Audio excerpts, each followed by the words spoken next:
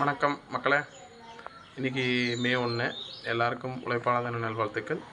இன்றைக்கி ஃபஸ்ட்டு ஒரு விளாக் பண்ணலான்னு நம்ம இன்றைக்கி கொல்லத்தில் இருக்கிற ஒரு அருமையான கோயிலுக்கு போக போகிறோம். வாங்க பார்க்கலாம். இது இன்னும் 2 ஹவர்ஸ் ட்ராவல் எடுக்கும்.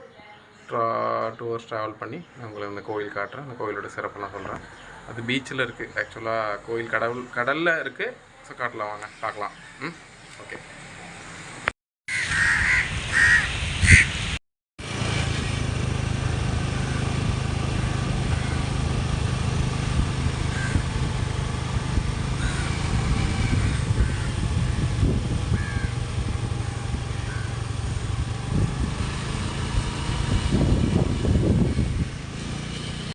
நம்ம கோயிலுக்கு வந்தாச்சு. இப்போது இது கோயிலோட என்ட்ரன்ஸு.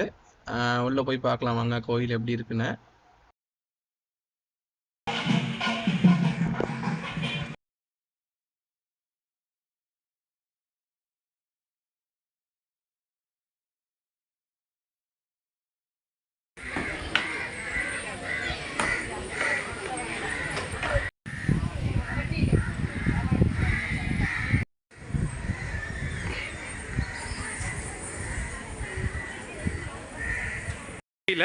அதை பாருங்கள், டைம் ஓடுது பாருங்கள். 5:30 தான் அடுத்த ரிவ்யூ அப்படிங்க. இப்போ டைம் 1 o'clock ஆகுது.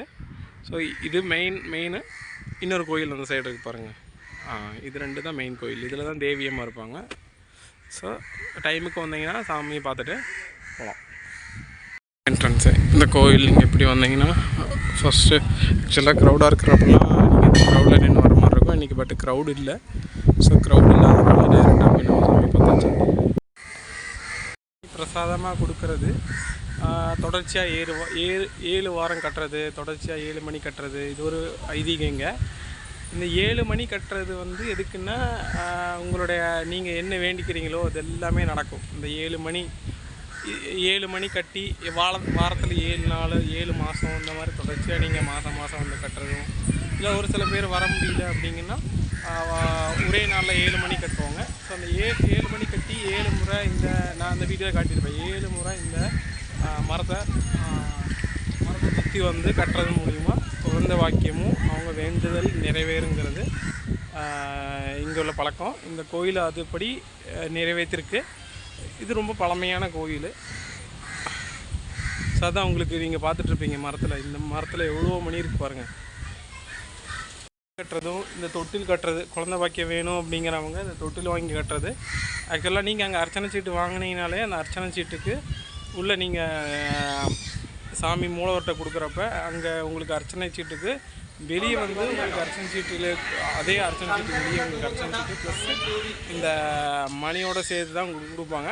அந்த மணி கொடுத்த உடனே இங்கே வந்து 12:30 மணி உச்சி பூஜை முடிஞ்ச உடனே எல்லோரும் இந்த கோயிலை இந்த மரத்தை சுற்ற ஆரம்பிச்சிடுவாங்க. இந்த மரத்தை சுற்றி இந்த மணியை கட்டி அதுக்கப்புறம் எல்லாமே சாமி கும்பிட்டு கிளம்பிடுவாங்க. இது காலையில் 6:30 மணிக்கு கோயில் திறக்கும். ஆஃப்டர்நூன் 12:30 மணிக்கு க்ளோஸ் ஆகிடும். அதே மாதிரி ஈவினிங் 5 o'clock ஓப்பன் ஆகும். ஸோ ஈவினிங் 5 o'clock ஓப்பன், ஒரு 8 o'clock வரைக்கும் கோயில் இருக்கும் ஓப்பனை. கட்டில் மேகத்தி தேவி டெம்பிள். இது ரொம்ப ஃபேமஸான கோயில். கொல்லமில் ஃபேமஸு, கேரளாலேயும் ரொம்ப ஃபேமஸான கோயில். இங்கே நிறைய தமிழர் வந்து தரிசனம் பண்ணுறாங்க. ஸோ இங்கே டூர் வர்றவங்க எல்லாருமே திருவனந்தபுரம் இந்த சைடு வர்ற டூரிஸ்டர் எல்லாருமே இந்த கோயில் கண்டிப்பாக பார்த்துட்டு தான் போகிறாங்க. நீங்களும் கண்டிப்பாக கேரளா வந்தீங்கன்னா இந்த கோயிலை கண்டிப்பாக விசிட் பண்ணுங்கள். ரொம்ப சக்தி வாய்ந்த கோயில். இந்த கோயிலில் ஒரு 12 மணிக்கு வந்தீங்கன்னா 12 மணிக்கு முன்னாடி 11 மணிக்கெல்லாமே பிரசாதம் கொடுக்க ஆரம்பிச்சிடுவாங்க. இந்த பிரசாத கஞ்சின்னு சொல்கிறது இந்த சாப்பாடு கஞ்சி ப்ளஸ் அதில் வந்து ஊறுகாய் போட்டு கொடுப்பாங்க. அந்த வீடியோவில் நீங்கள் பார்த்துருப்பீங்க, நான் வீடியோ காட்டியிருப்பேன். ஸோ இது ரொம்ப ஃபேமஸுங்க. எனக்கு லக்கியாக இன்றைக்கி நான் கடைசியாக வந்தனால எனக்கு ஒரு 2 பேருக்கு முன்னாடி எனக்கு கிடச்சிது. இல்லைன்னா நானும் மிஸ் பண்ணியிருப்பேன். இது ஃபஸ்ட் டைம் இந்த கோயில் நான் வந்திருக்கிறது. ரொம்ப ஃபீலிங் ரொம்ப ஹாப்பியாக இருக்குது. கோயில் ரொம்ப வைப்பாக இருக்குதுன்னு வச்சுக்கோங்களேன். இந்த கோயில் ரொம்ப ப்ளசண்ட்டாக இருக்குது. ஏன்னா இந்த கோயில் நியர்பை அடுத்து தான் கடலே. இந்த இதில் 5 மினிட் நடந்து போனால் கடல். நான் உங்களுக்கு காட்டுற பாருங்களேன். ஸோ இது கோயில். ஸோ இந்த கோயிலேருந்து பாருங்கள், கோயிலுக்கு காம்பவுண்டுக்கு பின்னாடியே கடல். பாருங்கள் எப்படி இருக்குது, நீங்களே நான் காட்டுறவாங்க.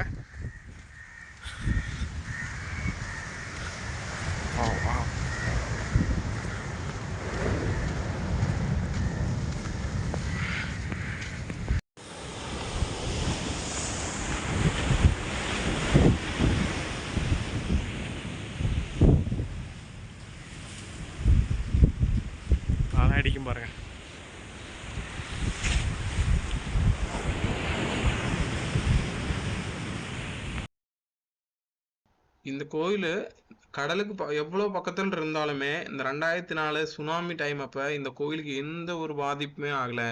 ஸோ அவ்வளோ பவர்ஃபுல்லான கோயில்.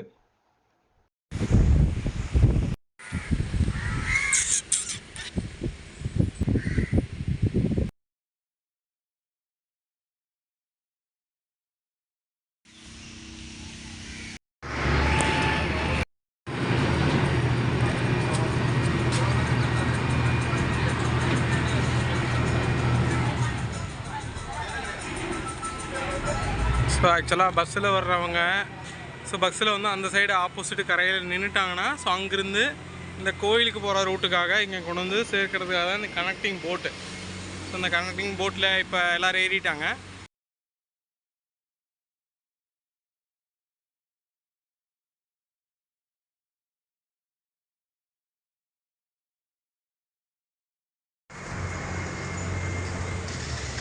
ஸோ பஸ்ஸில் வந்தால் யாரெல்லாம் பஸ்ஸில் வரீங்களோ ஸோ பஸ்ஸில் வர்றவங்க எல்லாமே அந்த பக்கம் இறங்கி ஸோ அதுலேருந்து போட்டு பிடிச்சி அந்த போட்டில் ஏறி தான் இந்த பக்கம் தாண்டி தான் வந்தாகணும். இல்லைன்னா இந்த கோயிலுக்கு வர முடியாது. அப்படி பைக்லேயோ கார்லேயோ வந்தால் மட்டும்தான் ஸ்ட்ரெயிட்டாக வேறு ஒரு வழி இருக்குது, அந்த வழியில் வர முடியும். இல்லைன்னா எல்லாருமே இந்த போட்டு டிரான்ஸ்போர்ட் தான் எல்லாம் யூஸ் பண்ணி வந்தாகணும்.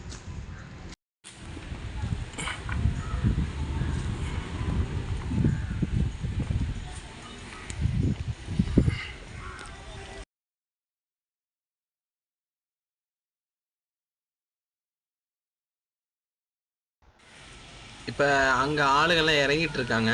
அந்த இறங்கின ஆளுங்கள்லாம் இறங்கி முடித்த உடனே அங்கேருந்து அந்த போட்டு ரிட்டர்ன் வரும். ஸோ எகைன் அந்த போட்டு வந்துருச்சு பாருங்கள். ஸோ எகைன் நீங்கள் வந்து நின்றோம்.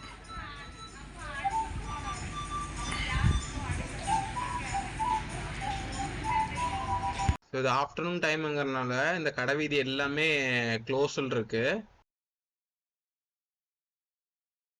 அட யாரோ 50 ரூபா கீழே போட்டு போயிட்டாங்க போல் இருக்கு. சரி, இது நம்ம கோயில் உண்டியில் எடுத்து போட்டுருவோம். நமக்கு இப்போ எதிர்த்து ஒரு 50 ரூபா கீழே கிடந்தது. ஸோ அதை எடுத்தும் கோயில் உண்டியில் போட்டாச்சு. நல்ல நல்ல விளாக்ஸுக்கு ப்ளீஸ் சப்ஸ்கிரைப் பண்ணுங்கள், லைக் பண்ணுங்கள், ஷேர் பண்ணுங்கள். தேங்க்யூ.